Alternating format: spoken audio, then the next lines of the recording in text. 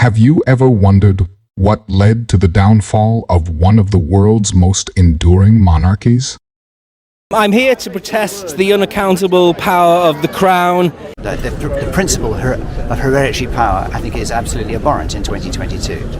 We're at the political centre of power where the King came yesterday to say that he's the new King and we're his subjects. And we're here to say, actually, we disagree. We politely and very respectfully disagree with you. You're not my King. The British monarchy as we know it has come such a long way. Surviving societal shifts, political unrest, and the rise of republican ideals, characterized by execution of monarchs such as King Charles I during the English Civil War and the bloodless overthrow of King James II of England by a group of English parliamentarians. Believe it or not, the Great Britain did in fact collapse and became a republic for 11 years. Let's find out when, how, and why. The collapse of a monarchy can be precipitated by a combination of economic challenges, cultural changes, and conflicts with Parliament.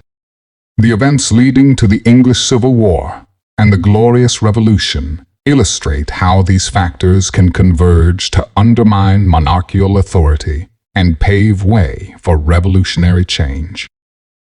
Years of costly wars, such as the 30 Years' War, drained the treasury and burdened the population with heavy taxation.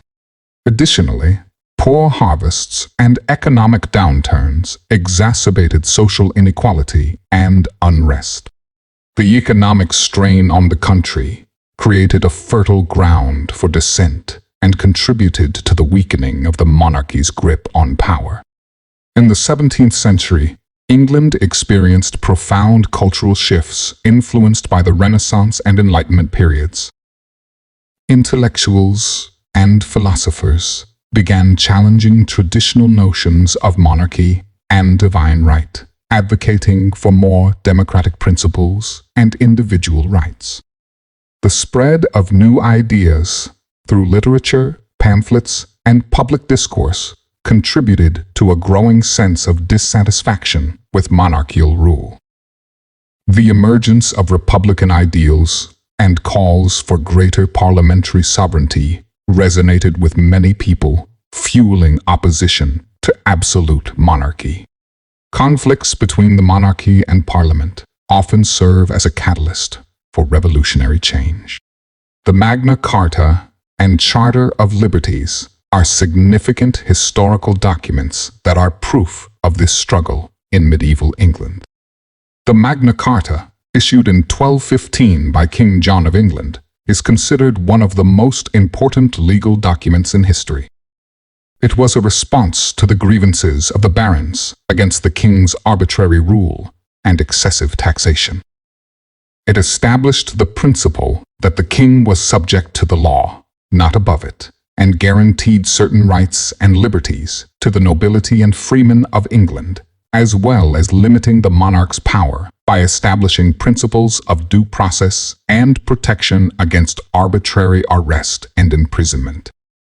On the other hand, the Charter of Liberties, issued by King Henry I in 1100, similarly aimed to address grievances and establish limitations on royal power.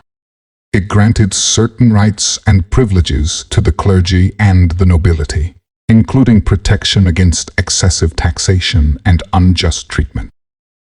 Like the Magna Carta, the Charter of Liberties was an early attempt to curb the absolute authority of the monarch and assert the rights of the governed. While both documents did not immediately lead to the establishment of a parliamentary system, they laid the foundation for the development of constitutional principles and the gradual expansion of parliamentary influence over the monarchy in later centuries.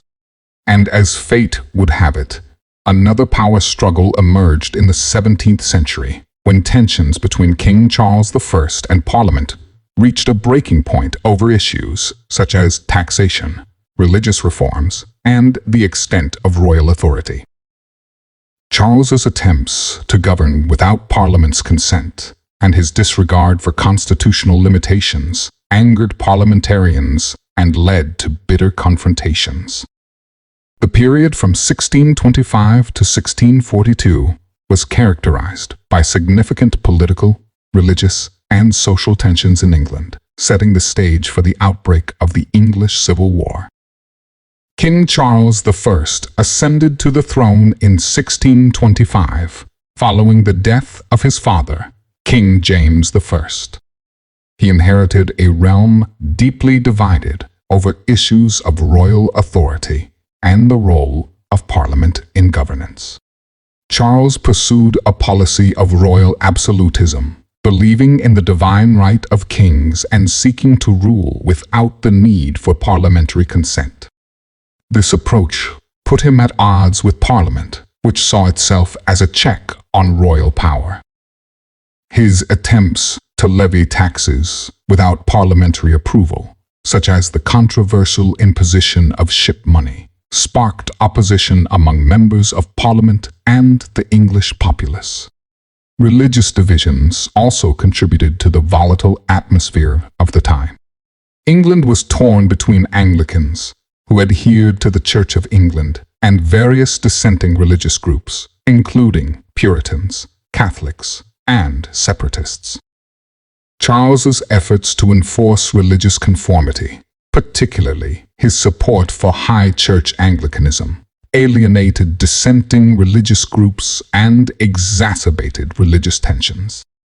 The struggle for religious freedom and the right to worship according to one's conscience became intertwined with broader political debates over the limits of royal authority and the role of Parliament. Charles's fiscal policies, including his reliance on arbitrary taxation and his mismanagement of royal finances, escalated economic hardships faced by many English subjects. Economic grievances, coupled with political and religious tensions, contributed to a sense of dissatisfaction and alienation among various segments of English society. In 1629, Charles dismissed Parliament and embarked on a period of 11 years known as the Personal Rule, during which he ruled without parliamentary oversight.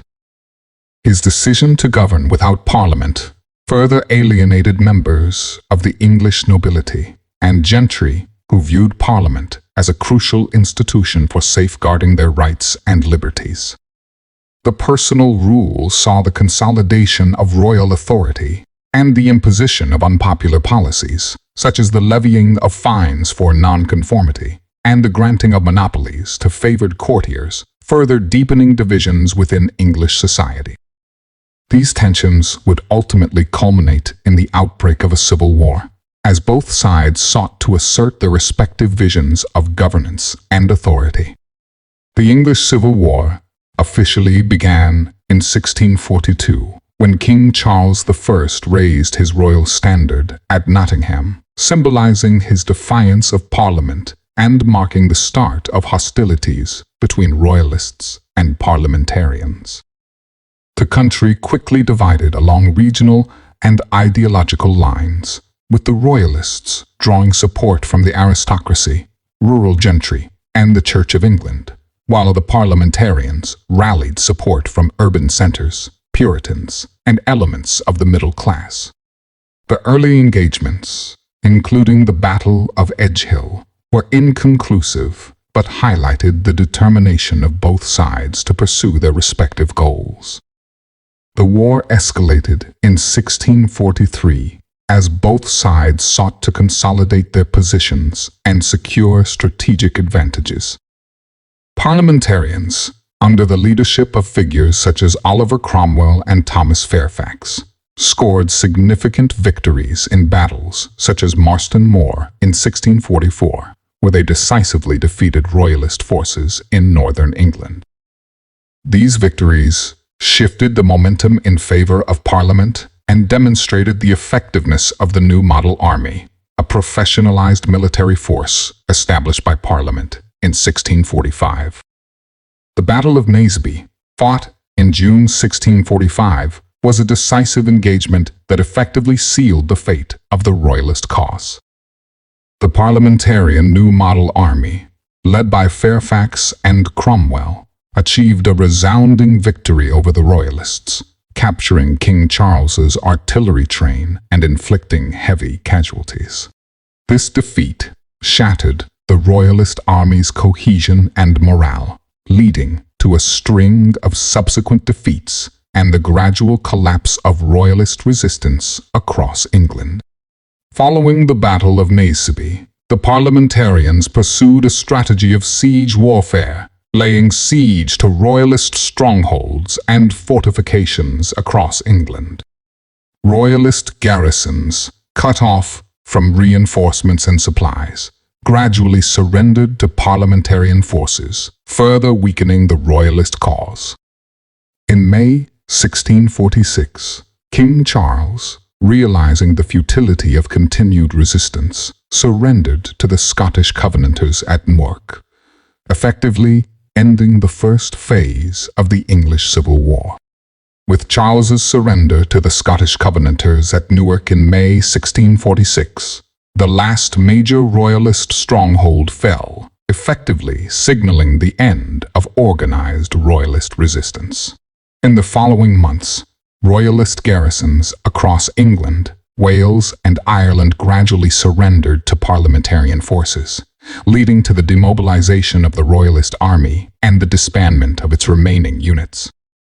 In an attempt to secure his release from captivity and regain control of the kingdom, Charles engaged in negotiations with various political factions, including the Scottish Covenanters, moderate parliamentarians, and dissident Royalists. The political landscape was complex and fraught with competing interests, with different factions advocating for various outcomes, ranging from a negotiated settlement with the king to his trial and punishment for treason. Charles's attempts to exploit divisions within Parliament and among his opponents ultimately failed to produce a viable solution to the ongoing crisis. The breakdown of negotiations and Charles's refusal to accept the terms offered by Parliament led to the outbreak of the Second Civil War in 1648. The Second Civil War saw a series of Royalist uprisings and rebellions in England, Scotland, and Ireland as remaining Royalist factions sought to renew their struggle against parliamentarian rule. Cromwell's forces decisively defeated the Royalists at the Battle of Preston in August 1648, effectively ending the Second Civil War and eliminating the last organized Royalist resistance in England. Following the defeat of the Royalists and the collapse of negotiations with King Charles, parliamentarians resolved to bring the king to trial for high treason. In January 1649, Charles was tried before a specially convened tribunal, known as the High Court of Justice, charged with seeking to overthrow the liberties of the people and subvert the fundamental laws and government of the nation. Despite his vigorous defense and assertion of his divine right to rule, the tribunal found him guilty as charged and sentenced him to death by beheading.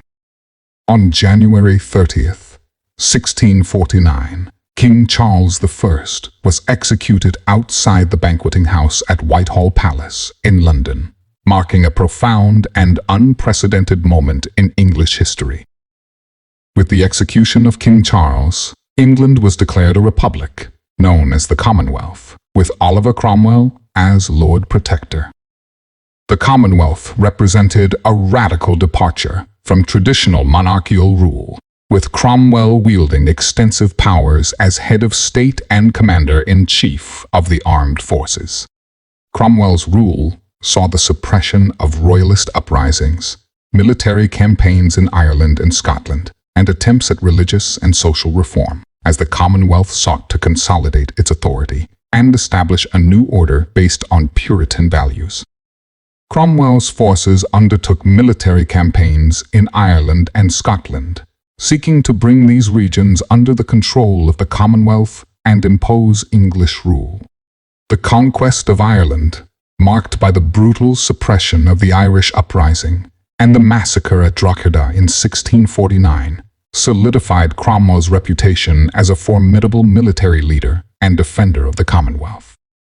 In 1653, he dissolved the Rump Parliament, which had governed the Commonwealth since the execution of Charles I, and established the instrument of government, creating a new system of government known as the Protectorate.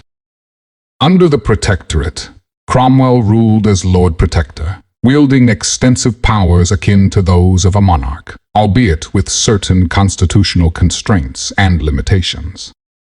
His rule was characterized by a combination of military dictatorship and attempts at religious and social reform, as the Protectorate sought to impose Puritan values and suppress dissent. Cromwell's death in September 1658 plunged the Commonwealth into a period of uncertainty and political instability. He was succeeded by his son, Richard Cromwell, who proved unable to maintain control and authority over the government and military. Richard's rule was marked by internal dissent, factionalism, and the resurgence of royalist sentiment, leading to the eventual collapse of the Protectorate and the restoration of the monarchy. In 1660, following a period of political uncertainty and unrest known as the Interregnum, Charles II, son of Charles I, was invited to return from exile and reclaim the throne. The restoration marked the end of Republican rule and the return of the monarchy, albeit with certain constitutional constraints and parliamentary oversight. The restoration settlement included the Declaration of Breda, in which Charles II promised to uphold religious tolerance and respect parliamentary authority in exchange for being restored to the throne. His reign saw the revival of the monarchy and the establishment of a more stable political order characterized by the emergence of political parties, such as the Whigs and Tories, and the beginnings of a more modern administrative state.